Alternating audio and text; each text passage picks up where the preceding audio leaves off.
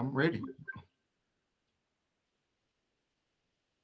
Hey, Determined Destiny family. This is Coach Kevin coming at you with another video for the Determined Destiny family. And today, I'm excited about the way that we're going to roll out today's teaching. I have with me one of my mentors, one of my cousins, one of the persons that I believe is impactful in changing lives today, and has been a great contributor to the Determined Destiny family. So if you're just joining us, this is your first time watching the Determined Destiny video, I'm Coach Kevin. Determined Destiny is an organization that's designed to change the lives of young people, impact the lives of young people by equipping them with the knowledge, skills, values, and principles they need to be more determined about their destiny. We've originally started with our focus being on young men, and that's still kind of our primary focus. But the principles and values that we teach here at Determined Destiny, they're applicable to everyone. And so today's conversation, I'm excited about the opportunity to be able to interview Mr. Stephen Williams, owner, creator, entrepreneur, and we're going to talk financial literacy today. And we're going to have this conversation. Yeah, it's prescribed. I've got some questions that I really want to get his input on and learn from him on.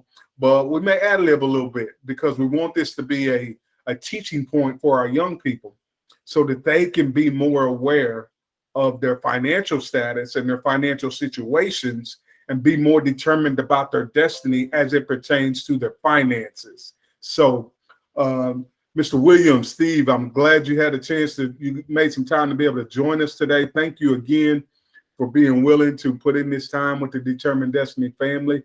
So, Steve, just tell the audience a little bit about you and about your strong passion and desire and that entrepreneur spirit that you have. All right. Well, first, thank you for having me on. I really do appreciate it.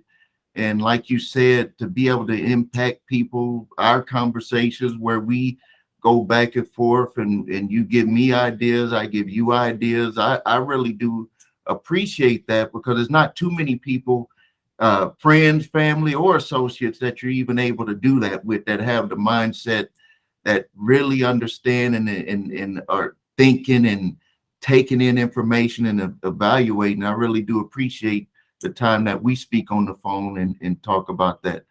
To talk a little bit about myself and how I got the entrepreneurial spirit. Well, first, just, we're cousins, so most of my upbringing. But for the people who don't know, I come from, I guess, what would it be, middle class or a little lower middle class family? That's right. I was around both of my parents for a while and they got divorced. It's kind of similar to what probably other people went through. Graduated high school, did my best in school, did my best to stay out of trouble. And,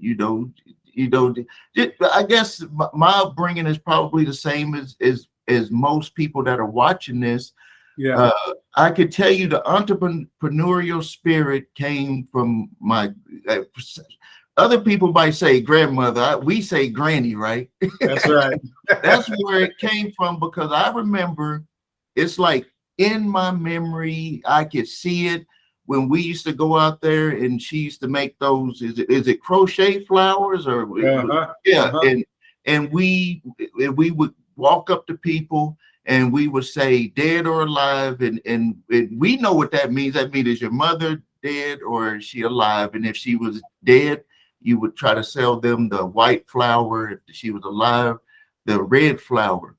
And I think that type of stuff, it gave me, maybe at that time I wasn't thinking about being an entrepreneur, but what it was that we saw someone that we loved and that we were part of doing something that wasn't attached to like our parents going to work and then coming back home. Like we were involved with the process of making them. We were involved in the process of going to the churches And That's we right. were involved, yeah, we were involved in the process of doing the sales. Like you, our other cousin, we were walking up to people and we were interacting with adults. And I guess I just took in a lot of that. And that was my first piece of entrepreneurial that I had experienced right there. You know, we've had conversations around that, and I'll just give the audience some context to that. So this would be happening on Mother's Day, Yeah. when we would go out and sell the flowers. And so, you know, we have had conversations around that, but I've never thought about it as like she was planting seeds in us to run our own businesses at that time. Yeah. Because you're right. We would create this assembly line for production in our home days before, preparing to go out and sell the product. Exactly. And from start to finish. yeah, and we reap the benefits of that work. And we didn't have to report to anybody. It was ours. And it was, yeah. And let's even give our granny even more flowers or credit. She had, which she inherited. Remember the big duplex, and then the houses behind. Like right. she was a true entrepreneur for that time. Yes. And so when you see that person doing that, and that person is someone that you look up to, you know, some of us took it one way, some of us took it another way, but the example was there. And then whatever you did with it, you did with it. But yeah, that was my first introduction, and it made a big impact on my life. Wow, that's great, because she definitely planted those seeds of be your own boss. Yeah. Right? Work for yourself, create an industry or a product that people want, and make that available to them, and you be in complete control of that. And so, you know, you've done a lot of that. You have multiple businesses, and that continues to be that spirit is in you. So when did you realize that you were not going to work for anyone else? Like you had to make up in your mind at some point that I'm going to be my own boss. I could tell you when I made the decision, I didn't know how I was going to do it. When I made the decision was when I was in high school, 10th grade, and I was trying out for the basketball team. Or what it was, 11th grade, because I was on the 10th grade basketball team. When I tried out for 11th grade basketball team, and I didn't make the team, and the football coach, like I can just remember this conversation. It was me and probably 3 other people, and the basketball coach came over to us and said, "You're not going to make the team," and he sent the other, like 2 of them away, like just away.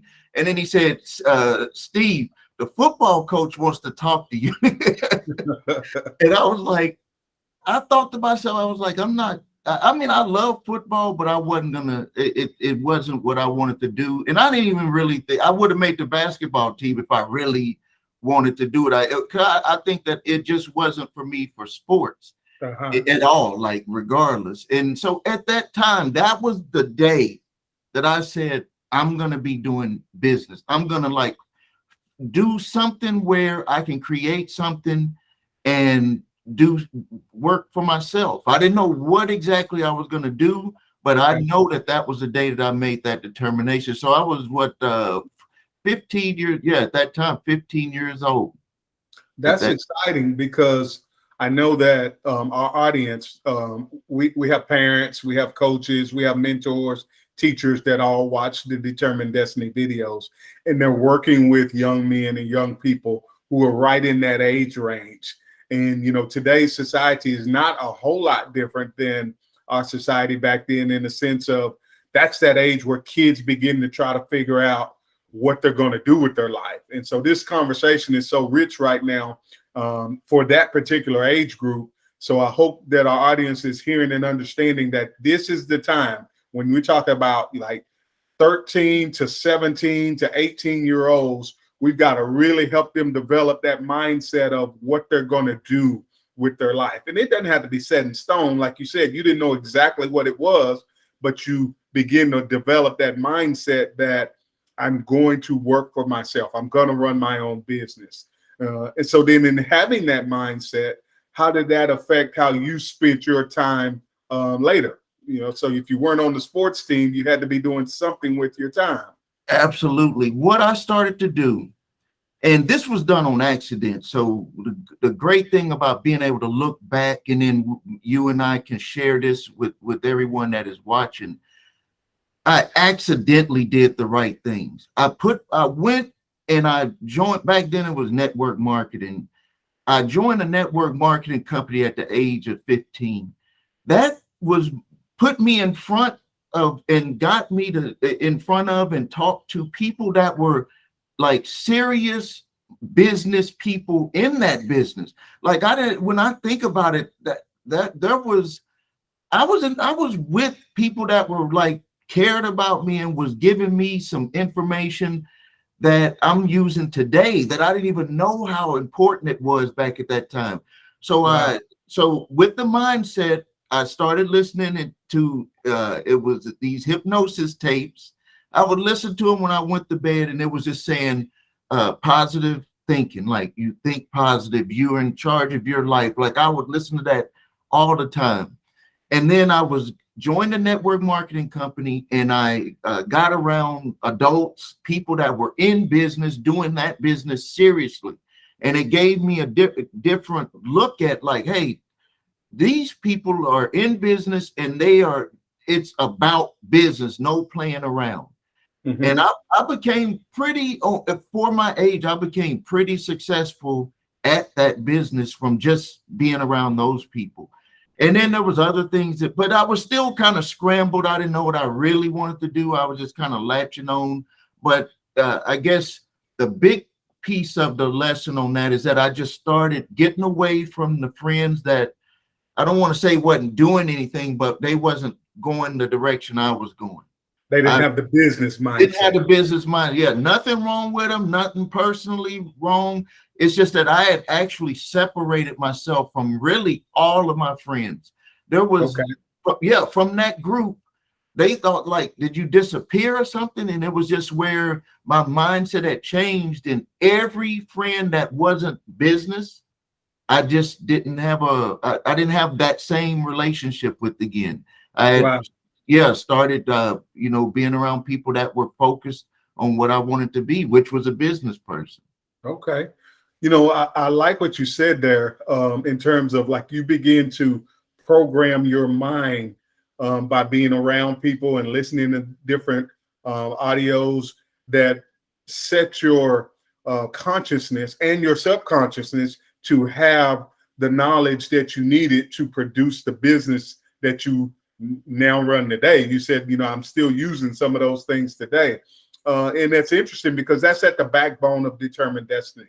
Us being able to have the right frame of mind, regardless of what has happened to us in our past, and regardless of what mama does or daddy didn't do or what the teacher says about you. It's all about the mindset that you have that's focused on what you want to accomplish. And it sounds like you did that at an early age.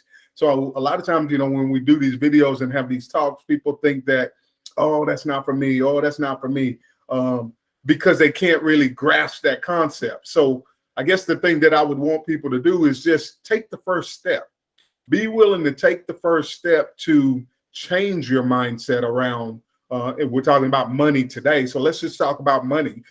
Change your mindset around how you view money and the way that it's gained and used. Be willing to venture down that road and listen and learn so that you have a different perspective on it. So I want to jump to the next question because I think you are really hitting on something that's going to be really valuable to our people.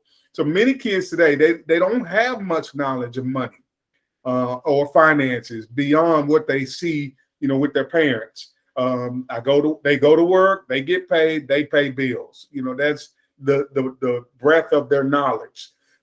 Or if they're a young teenager and they're working, I go to work, I get paid. When I get paid, I'm able to buy things, so that's their level of understanding. What would you tell a young person who receives pay from either their parent or a job or, in some kind of way, maybe they're even running their own business at an early age. What would you tell them in terms of how to deal with their money? I would say the first thing, and it's funny that you asked this question because I just made a YouTube video about this. The first thing like that a person has to do with their money is they have to get their mindset right that they pay themselves first. And that's a crazy, like some people may not even understand what I mean by that. When it was told to me, when I started my first company, it was told to me by a banker. And my wife and I gave him the business plan, and it took care of everybody. It took care of the printer, it took care of this, that, all of the stuff. And he asked the question, how much are you going to pay yourself? And we get confused with paying ourselves by the things that we buy with our paycheck. That is not paying yourself. Okay. What are you going to pay? Like, so to break it down, you get paid, you buy a car. Our mind is like, well, we bought the car, that's for myself. That's really not for yourself. When you pay yourself, that's money that is just, it sits, but you can determine where it needs to go. See, when you go and buy the car, yeah, you bought the car with the money that you had, but now it's going to something else every month. Okay. So when I really started controlling my money, when I really started controlling it, was when I understood fully internally that when I get my money, wherever it comes from, that money it could sit there and not be utilized on any expenses or anything. It's that. And if you think about it, wouldn't that, if your check came in, say you make $5,000, your check came in and $4,000 sat there unspent on any expenses, wouldn't you really think that's my money? Yes. I control. Yes. That's what you call paying yourself. So okay. I would tell anyone first, get into pay yourself. Okay. I don't care if it's $5. When people talk to me about saving money and this specific type of question that you asked, I would tell them save $5 so you could just get the essence of what I'm trying to get you to understand. Okay. Save $5 a week, and if you can't do it, you are not looking at money the right way. You're just bringing money in and sending it right back out. Okay, I like that. So let's say we have a high schooler and they're running their own business, or it's something on the internet. There's so many opportunities for kids to be able to make money nowadays. And let's say they're bringing in $50 a week, right? Whether that's doing yards or babysitting or internet business, whatever it is, they're bringing in $50 a week. Of that $50 a week, when you say pay yourself and save, how much should they pay themselves, and then how much should they save? Is there a difference there? Yeah, here's how I would break it down. They should take the expense to run the business. That part of that $50, that's automatically out of there. Okay. The rest they should save, and then they should make the conscious decision whenever they want to spend the money that was saved. Why am I spending that money? Am I just spending it because I have it? Because what'll happen, which is what happened to me, is that when you start to make more money, you're going to find that you're just spending it. Like it'll come in and go out, come in, go out. So no matter how much you make, you're going to be in the same situation. So I would say of the $50, what does it take for you to run that business? And then you put that other money, it sits there. And then you can spend all of it if you make the conscious decision on, if I do, what am I spending it on? Do I really need that? Or am I just spending it to just spend it because I'm not in the mindset of saving money? So yeah. So when people make those conscious decisions, they will find that they could be in the store, and I've had this experience where I know I can spend a lot of money in the store, but I'm like, do I really need that? And why would I, am I going to utilize it? Yeah. And you'll find that some weeks you might spend all of that money because you're going to really utilize what you're buying. And on other weeks, you're not. And that consciousness over time of what you spend your money on, you'll see that you'll have money that you saved, and you'll see that you bought stuff that you're actually utilizing. So money is a tool. Money should not just be sitting there, just piling up and not be used. There should be, if you're saving it to save it, there's a reason why you're saving it. Is that you're utilizing it, but you're just utilizing it in a different way. You're not hoarding. Right. Because you don't want to get in the mindset of hoarding either, because then you'll think that there's a limit on money. There's no limit on money. There's always going to be money. It's just that where is it coming from? Okay. So saving money is not, you don't want it to be as hoarding. You want to be that's what I'm utilizing it for, to save it for a rainy day, for a business opportunity, for whatever it is. Okay. I like that. Yeah. And when you spend it on something, you're utilizing it to either bring you happiness or to get a car or whatever. It's a tool. Yeah. So if they have that mindset that money is a tool, and they utilize, and they're conscious on their spending, or they're conscious on what they're doing with their money, they're going to be in a better place. And actually on my sheets, I don't call it paying bills anymore. I call it investments, because if I pay my light bill for my house or my light bill for my business, that's not a bill technically. It's bringing something into my life, electric. Yeah.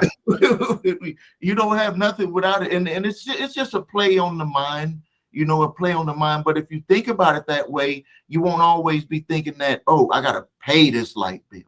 Right.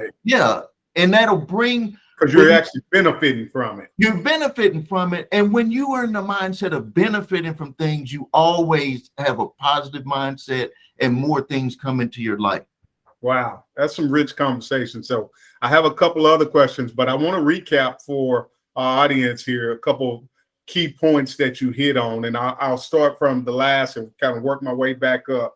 You said money is a tool to be used when you make a conscious decision to purchase whatever it is that you want. Man, that is key right there. So write that down if you guys are really into this conversation and taking some notes. Money is a tool to be used when you make a conscious decision to use it, not just, oh, I'm going to get these shoes, or I'm going to do this. I want these sunglasses or this bag, and without really being conscious and aware of where your money is going and why it's going to that place.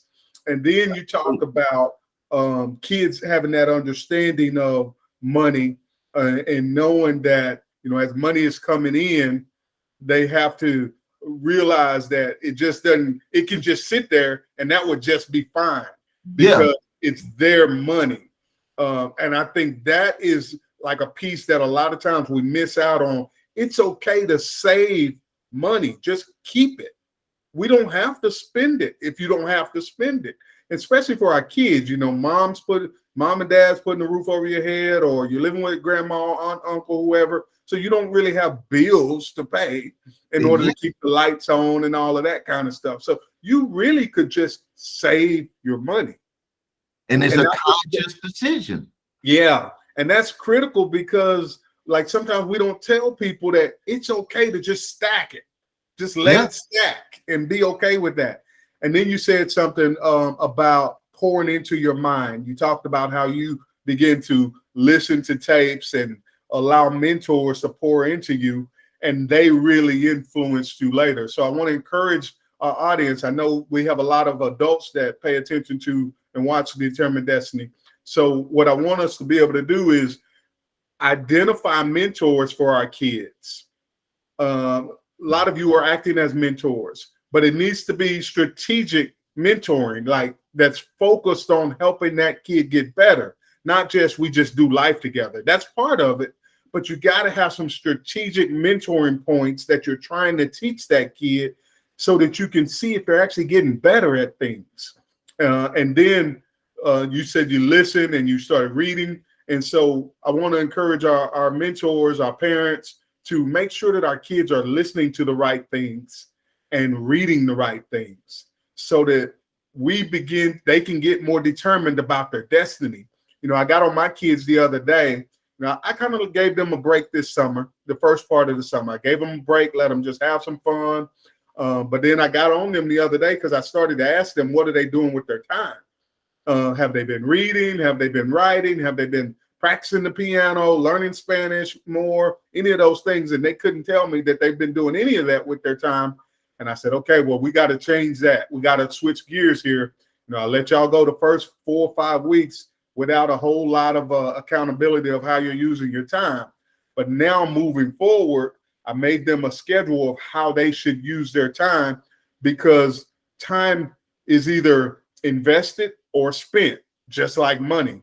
And, you know, we have to be mindful and aware of how we're using our time just as much as how we're using or spending our money. Okay, so just to recap there, anything you want to add to that recap? Yeah, well, I want to add to what you just said about your children. It starts with what you and your wife, education, family, everything. Your kids are they learn from us a different way. They learn from seeing. They see. You can say it, but they see. You and your wife, education, family, around each other, all of that. That allows you to be able to say, hey, you need to read some more. You need to do that. Because the kid, some kids might say it back to you. Some kids may just think it. They'll be like, well, Daddy, you don't be reading that. Yeah. See, that's how they'll come at you like that. My kids with reading, I got my book, one of my books right here. Even if it's a page, if it's a page, you read it, or you write. I write my goals. So like when people say, well, Steve, did you telling me to write these goals on a sheet of paper and read them every day? I'm like, okay, don't have me pull out my sheet. I got one of mine over here somewhere. Yeah, here we go, right here. Where people would question me on that, and I would say, okay, well, look at this. I wrote my goals for 6 months. I wrote it 10 times a day for 6 months. This was one of my goals back in 2010. And so I was like, you know, so the kids, they're going to look at what you do. And then you can say things, but then in their mind, subconsciously, they're going to be like, well, did Mom and Daddy do? Your kids be like, they did. Yeah. So they don't even question. They just go, right, okay, I better tighten up. So the parents, what we got to do, and none of us are perfect. It's just, I'm just saying what, as a way for us to help them, anyone that's listening, and what I do, what you do, is that you make yourself the example first. That's right. If you're the practice example, what you preach. Yeah, practice what you preach, because what they're going to do is they're going to be watching you at times that you don't even know it. Yeah. And they see you over there reading that book. They see you working on something. They see you improving yourself, whatever it is. It's going to give them just a little piece to say, well, and like with Granny, when we saw her doing it, we didn't like come to Granny and say, hey, you're out there doing this. You put this in order for us. It was just coming, it's subconsciously going into us. Yes. And it was something for us to latch on to when we wanted to do something in the future. Yeah. Well, and the same could be said for money. And they're watching you and how you spend your money and how you manage your money and navigate the ups and downs of income and outgoing and all of that. So they're watching. And so we have to be the example for that as well. And we're all learning, and we all learning. So like, we don't want to be like we're pointing fingers at people. We all have to learn, and there's always a different level. That's exactly right. But if we take it all the way back to the young kid with the $50 a week, if you think about it, it would start right there. Yeah. That mindset, the process would start right there, because if you can manage it at $50 a week, you can manage it at $10,000 a week or $10,000 a month or whatever, because you dealt with the habit right there. That's good. That's good. Okay, so before we get to the next questions, I want to give you an opportunity to share your contact info, your businesses. Maybe some people listening are like, man, I want to connect with this guy. I need to learn from this guy a little bit more. How can they get in touch with you? What businesses are you running that you think might be helpful to some of our audience? Well, my credit repair company is probably the one that if someone is having trouble where they need to get their finances in order, they have credit problems, because we know one of the ways that a lot of people spend more money is by having bad credit. Because I had this saying, people with bad credit pay more for the same things that people with good credit pay less for. So right there is like, if you had better credit, you already saving money on what you would have been spending on. So if anyone just wants to get any free information, they can go to my YouTube channel. It's The Credit Repair Shop, and you'll see my picture on there. There's been some fake ones on there, but look for the one with my picture. That's the one in it, and it's also verified. You can watch some of my videos. I have videos on budgeting, credit repair, that stuff. And I would invite anyone that seems to be trying to get their feet under them with credit or debt to go to that channel. Okay. And then how about an email or anything like that if they have some specifics they want to touch base with you? Yeah. We'll have them go. You could go to my website, and that's creditrepairshop.com. Okay. And in the bottom corner, there's a live chat. You could just type your question in there, and then we'll follow up with you. All right. Great. Thank you. Just a couple more questions here. And I'm going to flip these questions because of just what we were just talking about. So in talking about, savings, we kind of went into that really good, but we didn't talk a lot about debt. And I know that's really an area that you've put a lot of research and work into, and helping people recover their credit score and eliminate their debt and that sort of thing. When we talk about our young people and them being more determined about their destiny and thinking about debt and how debt can derail your destiny at times, what's your take on that? What advice would you give our young people or even our mentors, parents around their outlook on debt? Yeah, debt is like one of the crushers of people's spirit. It crushes people's when you get into debt, it takes away your creativity, because what you're trying to do is mostly manage the debt, go to work to manage the debt. You don't have any time to be creative. I'll use this example for my youngest daughter. She graduated high school, started a business, did all of that stuff without having any debt. And I can see where she's at now. She just turned 30. Where it made a huge difference, because she was able to prosper, she was able to do things, she was able to make certain mistakes, but she didn't, because of what my wife and I taught her about having debt, she didn't get into certain situations that other people would get into, that I even got into because I didn't understand. So if we just keep going back to the lawnmower, to the kid with the lawnmower business, with the $50 a week, with making conscious decisions on what you're doing, that will stop an individual or minimize an individual on accumulating debt. Because the first thing a person will do, you go to school, you graduate high school. Some people go to college and they have that debt. How are they going to manage that debt? They need to make the right decision on what they're going to be going into for their career to be able to pay that debt. Those decisions. But that's a conscious decision. Mm-hmm. If they don't go to school and they go to working at a job, don't do the things like what I did. You go out there and you get a credit card. You go out there and get a car that you can't really afford, and you get credit. You just start. So all of that is just making if you can have the mindset from the beginning to just make the conscious decisions not to get yourself into, I would say, too much debt. Because people, we're going to enjoy ourselves. So I would just say make conscious decisions. And at the beginning, some people may spend a little bit more than they should, but if they had that mindset of, hey, this was just not the right decision, they can start backing off and start getting themselves out of debt. If an individual has too much debt right now, I don't know if you want me to go into it for parents that might have too much debt and they're trying to figure out how they can start setting a good example for their kid. Sure. With debt. You want me? Okay, well, what you have to do is you have to like the straight answer to it is you have to make a decision to get out of that debt. You in the way you're going to make it is you're going to look at every option that's available.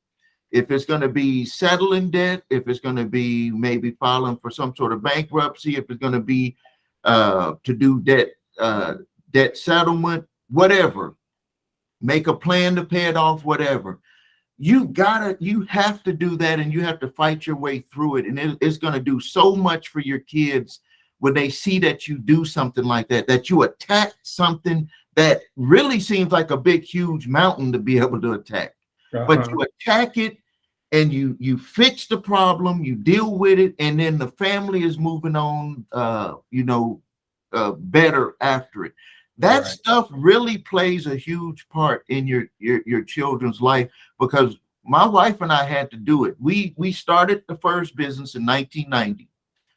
I was right out of the military, working a security guard job, making $364.84 every 2 weeks, Kevin, every 2 weeks. Oh man. That's talking about low. It was $6 something an hour. Started the business in 1990, the publication, the advertising magazine. By 1994, we're making over $100,000 a year, and we're making more money, but we're in a worse situation. Worse situation. And so Christmas of 1994, Barbara and I sat down and we said, we're going to put together a plan to get out of that debt. We were $300,000 in debt. Wow. It took us from 1994 to 1999 to get out of that debt. And we attacked it. We did settlements, sent cars back. Hey, repo it and we'll pay the difference, or we'll negotiate the difference. We did all, and that's really how I learned. Like my financial college was going through that, those years of that right there. So I know how it feels. I know how it feels to argue with your spouse. All of that. We were setting a bad example for the kids. I know all of that stuff. I feel it. I went through it. So I'm not here just telling people, hey, this is what you need to do. And I've never had those feelings. I know the emotions of going through it. And so you have to attack it, and it will save your family. My wife and I are about to be married 33 years now. Wow. So, I mean, that's what I'm saying. A lot of families break up because of finances. So for families, parents, attack the debt. Just figure out a plan. The plan might change as you go through it. For kids that are watching, get of the mindset of paying yourself first, consciously thinking about what you're spending your money on. And I guess to add to it, if you're spending your money on something consciously, is that going to be a debt that's going to continue? It's different going to buy some shoes than to go and buy a car, to get a credit card and have a perpetual payment on something going out. Okay.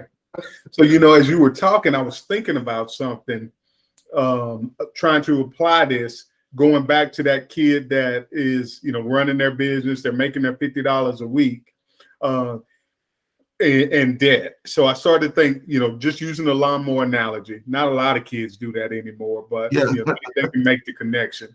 But if I was using my home lawnmower and I was mowing, 4 yards a week or 2 yards a week and making the $50, and I had the mindset of, man, that's a push mower. If I went and got a riding mower or a zero turn mower, then I could mow 6 yards a week and make that much more money. But that thing costs $4,000.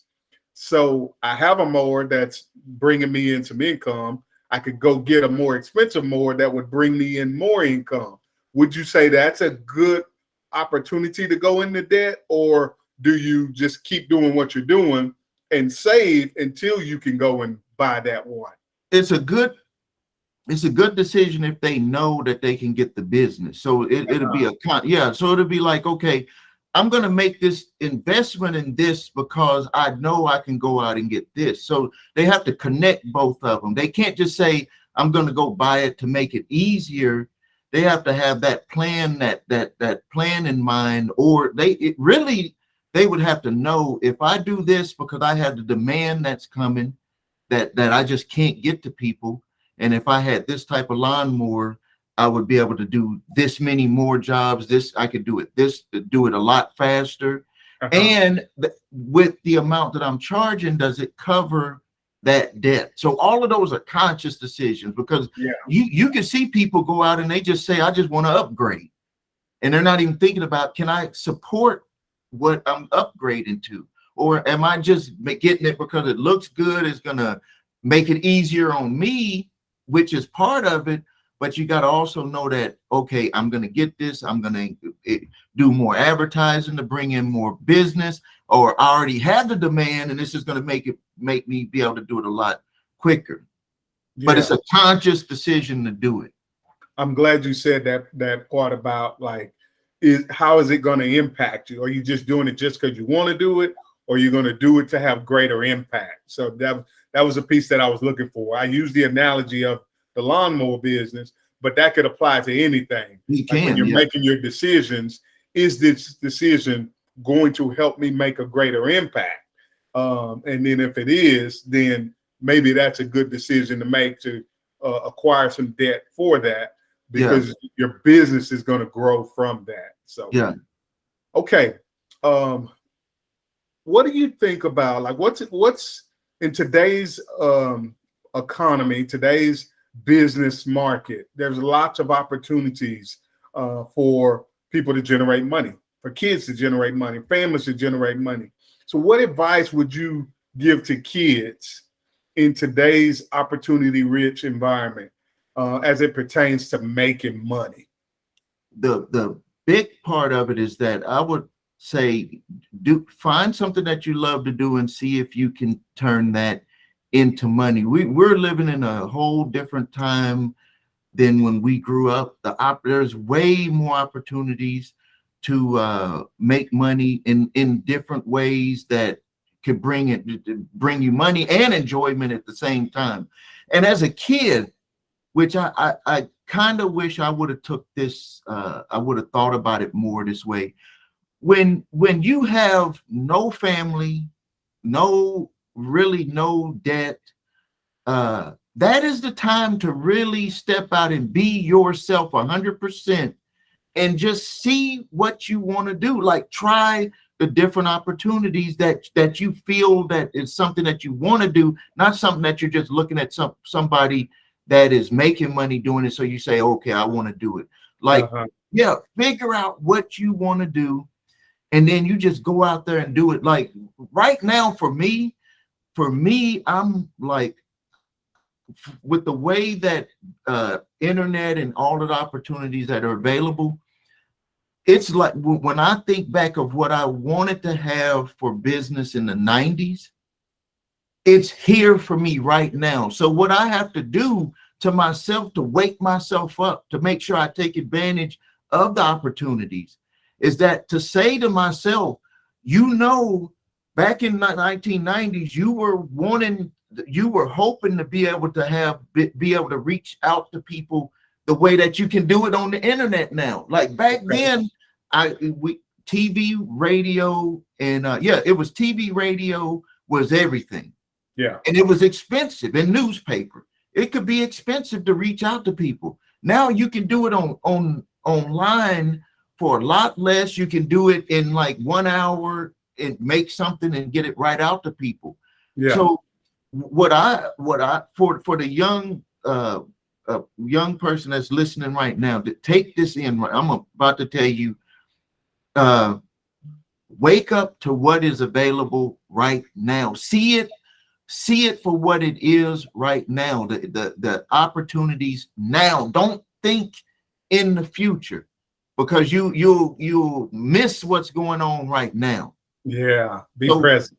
Be present. Be 100% present, and ask yourself, this is where we was talking about that mindset, talking about that subconscious. There are, I don't want to lose any people right here with what I'm about to say, but I gotta say it. I gotta say it to be real to myself. When you talk to yourself, you know you're talking to, there's two people talking. When you talk to yourself, if you out there, you walking or jogging, or you saying something, or you're thinking something, that is not just some thoughts that just flying around. That is someone, that is the other part of you talking. So if you say to yourself, okay, I want to start this business, and the first thing that comes to your mind is, where am I going to get the money, or is it going to work? But that is somebody else inside of you talking. Okay. And I have to block that for myself too. Like no matter how much success you have, there's going to be another side to you that wakes up with different, when you have challenges or you try to do something that you like, go for your dreams, that other side of you is going to talk to you. And if you have not put positive thoughts inside of you, you're going to have this clashing conversation, and that side might win. And wow.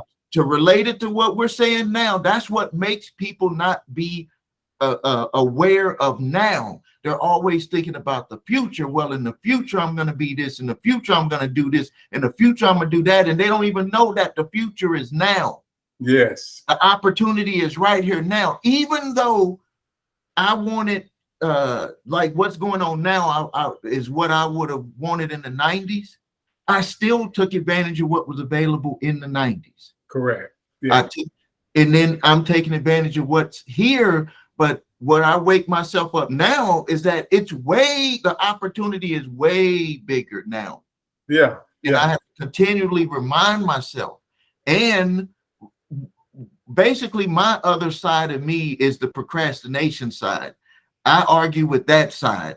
Okay. And procrastination will show its face in different ways, depending on what it knows about you. Like for me, procrastination will be like, well, you got to take care of this other thing, when I could just say I got enough hours in the day to take care of it. For someone who's trying to get themselves going, that young kid that hasn't been in business, that maybe didn't have examples of business, the thoughts in their mind that they're going to go back and forth with is, am I good enough? What are people going to think about me? And that is a side of you that is talking to you, and you can disregard that side and just be real, go for what you want, and just however it ends up, it ends up. Be determined about your destiny. Be determined. And you make me think about back in the day. There used to be these cartoons or TV shows where you'd have the angel on this shoulder and the devil on this shoulder. They were giving messages. Yeah. You have this thought, and then you decide which one you're going to listen to. It's applicable to what you're saying. We all have that tug of war that goes on in our mind, especially when we make up our mind to do something that may not have ever been done before. We're not real sure of what the outcome is going to be. Then that tug of war is really strong. So then what I'd like to encourage our listeners to do is be determined about your destiny and get started. Whatever that is, just start the process, and you'll figure out the moves that need to be made in there. We talked about this a couple of days ago, that the hardest thing for people to do is just to get it started. Once you've got it started, then the momentum that you have with that will help you figure out the right moves to make in order to get to your destiny. Absolutely. Like if they could just get started, like don't worry about if it's going to work. Don't worry about what step 2 is. Just do step 1. Yeah. Step 1 is this is what I'm going to do. This is my decision. That once you get that like put into your mind fully, people are going to come into your life. Ideas are going to come into your life. Creative things are going to, you're going to be more creative. You're going to say, okay, maybe it'll work that way. Maybe it'll work this way. And don't worry about being embarrassed. Do not worry about being embarrassed. There's so many people that don't even get started because they're like, well, what are people going to think about me if I do it? Don't let that stop you. That's that other piece of you. Like let me give me this quick one. I know I'm being long, but let me give this quick example of something that happened to me and my wife. When we started our publication in 1990, we were in a 1-bedroom studio. We had 2 kids at that time, and it was so hot in there. We would open our door, and it was across. There was another family across the way there, like not even that much distance, and we would be putting our ad magazine together on the floor. Back then, computers wasn't like they are now. And I remember the one husband would open the door and be like, what are y'all doing? And like, and he would snicker a little bit and laugh and be like, what, that's nothing, he would actually say that, like, that's nothing. And we'd be like, why would you say that? Well, we didn't even really get into it with him, but we would be thinking to ourselves, why even say that to us? And that's for people that you're doing something to bring yourself up to where they didn't do it. And so they'll think inside, let me just attack them to bring them back to my level of doing nothing. Yes. Well, years later, like we moved, kept growing the business. And years later, we're driving in one of our expensive cars, and we look over to the side, and I see this guy holding that $5 pizza sign. Like, what they be like, they have an arrow. Yeah. The guy that's out there twirling the sign. Yeah, and guess who that was? Your neighbor. That was the neighbor from back then. From back then. That was him. And we said hello to him, and we, didn't bring up none of that stuff. Just said, I'm glad you're doing good. He and his wife, they got divorced, And so you can kind of infer that maybe the finances wasn't right because he's out there with that sign, and he's 40 years old. We were the same age, so that was back in when we were 40 years old. And so the people that are trying to say things about you, to say you can't do these things, all of that stuff, they're not going to be in your nice car. Yeah, they're not going to be in your office. They're not even going to be around you. They're going to disappear. So why worry about what they're going to say about you? And this is for if you're trying to go and get your education, whatever you're trying to do, like, don't let people put their limitations on top of you. That's actually what that person was in a way attempting to do. Wow, that's it right there. Wait, I'm going to get you to say that again, because that's a powerful thing right there that we allow people to do to us, especially young kids. It happens. As adults, we do that to them. And so say what you said again about not letting people put their limitations on top of you, because they're limited in their thinking. They're limited in what they believe they can do. So rather than encouraging you, they bring you back to where they are, because that's where they're comfortable, and that's where they want to be comfortable with being with you. That's when I talked about how I ended up separating myself from my friends when I was 15. It was because of that. My mindset was like moving in a different direction to where it was repelling me from them, and they were asking me questions, and I was like, we don't relate with each other anymore. Yeah. And it was, you're not trying to be mean to anyone. It's just that you're growing as a person. We're all going to be with a different group of people as we grow, or as if people regress. So there's a lot. I want to just break that down real quick. So for adults who are watching this, be mindful. Be aware of your limitations that you might be putting on the kids that you are impacting, the kids that you're mentoring or teaching or working with. Be mindful of your limitations so that you don't put those same limitations on those kids.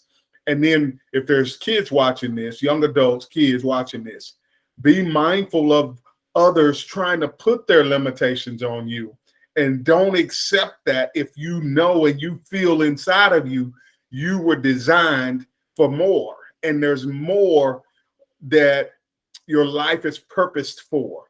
Absolutely. Allow that to come out, regardless of the noise that you hear around you. And And one additional piece. Well, you go ahead. I got one piece that I don't want to forget on No, that. go ahead.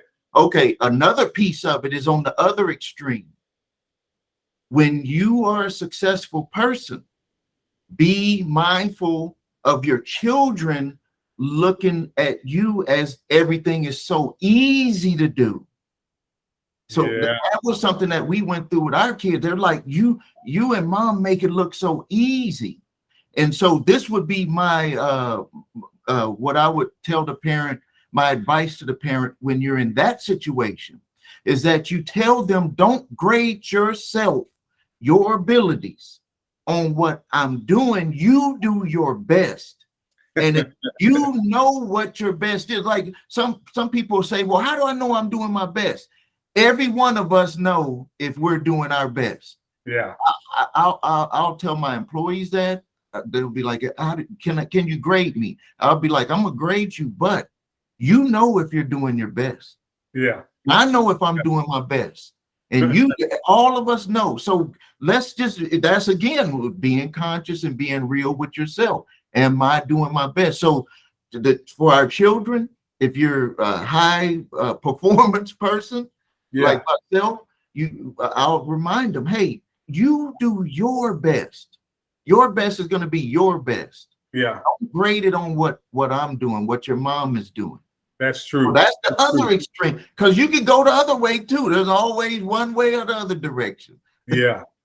Yeah. So you're a high performer, you're successful, and your kids are like, oh, I can never do that, or I can never match up to that. And so then they're limiting themselves, or they don't push themselves enough because where you have them is good enough. Exactly. Yeah. Maybe that's a whole nother talk right there. That is another talk. Yeah, we won't get too far into it, but it is another talk. But the best advice is just to say, even for me, I don't grade myself on what others, obviously more successful people financially. So I don't grade myself on them. I grade myself on, am I doing what I set forth for me to do? Am I doing my best? And when I see that I'm not, I make an internal correction in myself and say, okay, you're going to do this week to improve that situation. And so with my kids, what we tell them is, say, don't you look to us, and that's great, but great, are you doing your best, and what do you want for your life? Right. And then if you your own scale, raise yourself according to that. And then you just keep graduating it. And if you think about it, that's really setting your child up for success in the future, because we're not going to always be here. Yeah. And so you're like setting them, and then you're giving them some very good advice, because if something was to happen, it's like, okay, I don't want to grade myself on what they had did. I need to be confident in myself now. That's right. And the only way they're going to have that is from what you have put into them. So that reminds me of one of our values that we teach at Determined Destiny, the value of understanding. And when teaching this value, and you can go back and check out the videos. If you have not seen that video, it'll be titled The Value of Understanding. And when we talk about the value of understanding, we talk about understanding others first, being able to listen and observe to truly understand others.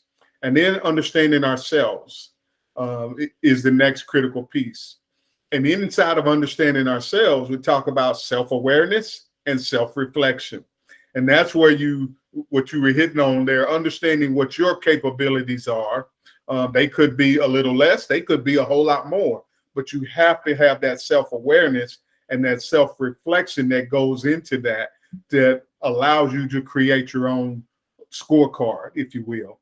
And then the understanding the situation. So we talk about understanding others, understanding ourselves, and understanding the situation.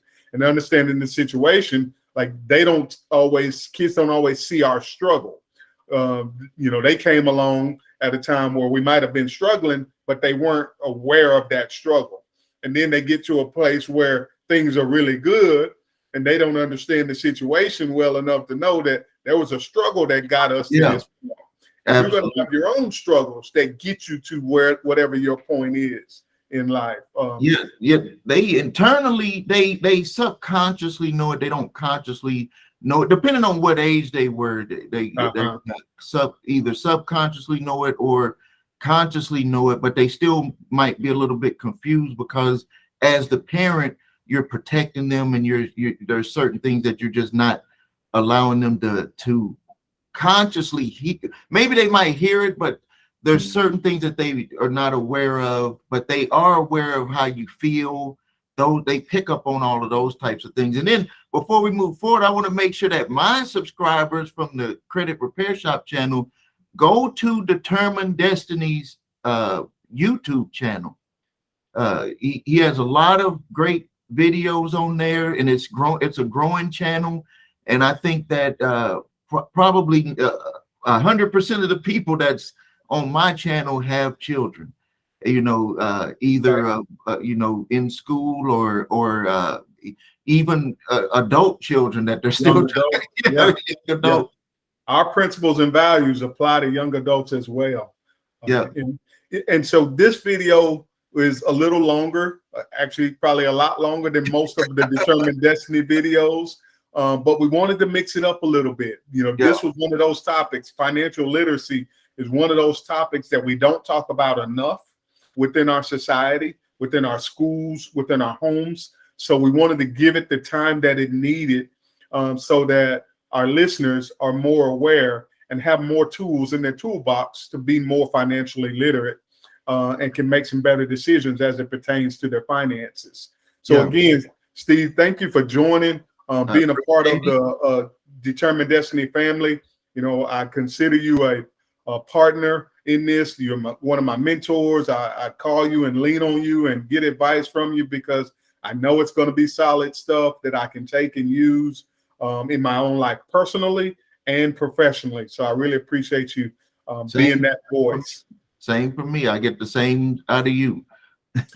Thank you. Again, Determined Destiny family, if you're watching this and you have not subscribed, I want to encourage you to subscribe to the channel. Check out the new website. Steve actually helped us. Some of his team members have helped us revamp the website. It's looking really good and coming together really nice. We've got some packages on there that I think you'll really like and that you want to tap into.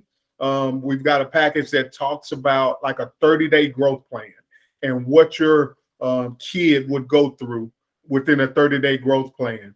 We've got another package that talks about just a mentoring relationship where you pay a monthly fee and you have a mentor that's available to your kid.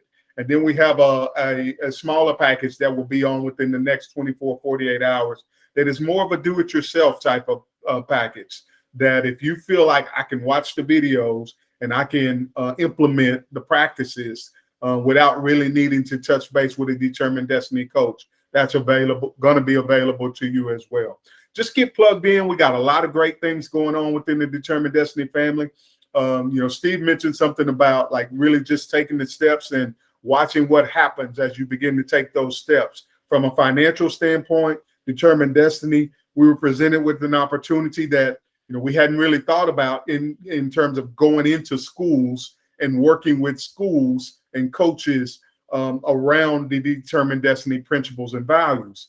I had some coaches call me and was asking me questions about it. Now they want us in their schools, and this thing is really growing. We're going to have an opportunity later in July to present to all the coaches in a district. And so we may be really expanding that arm of what we're doing as an organization in the next few months. So we got a lot of good things going on with Determined Destiny. Glad you guys have decided to spend some time with us. Anything in closing, Steve, that you want to share? I just appreciate the time, appreciate the interview, appreciate the being able to share with people, because that's where I'm at a point in my life, is I want to be able to, leave as much knowledge from what I know to my family, to people like you and people that are watching right now. All right. Thank you. And it's thecreditrepairshop.com is the website. The website. And then the YouTube channel is The Credit Repair Shop. Yeah, and they'll see my picture on there. And if they got any questions or anything, we always will, you know, go on there. My staff and I will answer any questions that they have. All right. Sounds good. Thank you. Thanks a lot.